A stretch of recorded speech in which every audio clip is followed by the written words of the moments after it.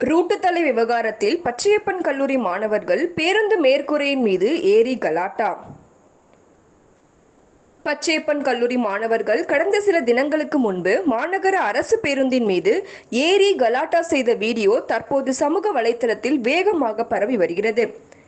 கடந்த 5ஆம் தேதி பச்சையப்பன் கல்லூரியில் 1ஆம் ஆண்டு மாணவர்களை வரவேற்கும் நிகழ்ச்சி நடைபெற்றது. இதில் பச்சையப்பன் கல்லூரி சீனியர் மாணவர்கள் சாலையில் பட்டாசு வெடித்து ஆட்டம் பாட்டத்துடன் கல்லூரிக்கு வந்தனர். அப்போது கல்லூரி வளாகம் முன்பு மாணவர்கள் பட்டாசு வெடித்ததால் கல்லூரி முதல்வர் கல்லூரி கேட்டினை மூடியுள்ளார். இதனால் கேட்டின் மீது ஏறி மாணவர்கள் அடாவடித்தனம் செய்துள்ளனர். அதேபோல் பிராட்வேயிலிருந்து பூந்தமல்லி செல்லக்கூடிய அரசு மாநகர பேருந்தின் மேற்கூரையின் மீது பச்சையப்பன் கல்லூரி மாணவர்கள் ஏறி அட்டகாசத்தில் ஈடுபட்டனர். இதனால் அப்பகுதியில் நீண்ட நேரம் போக்குவரத்து பாதிப்பு ஏற்பட்டுள்ளது. இது குறித்து தகவல் அறிந்து போலீசார் சம்பவ இடத்திற்கு வந்து மாணவர்களை தடுத்தும் போலீசாரை மீறி மாணவர்கள் அட்டகாசத்தில் ஈடுபட்டுள்ளனர். இந்த வீடியோ காட்சிகள் தற்போது இணையத்தில் வேகமாக பரவி வருகிறது.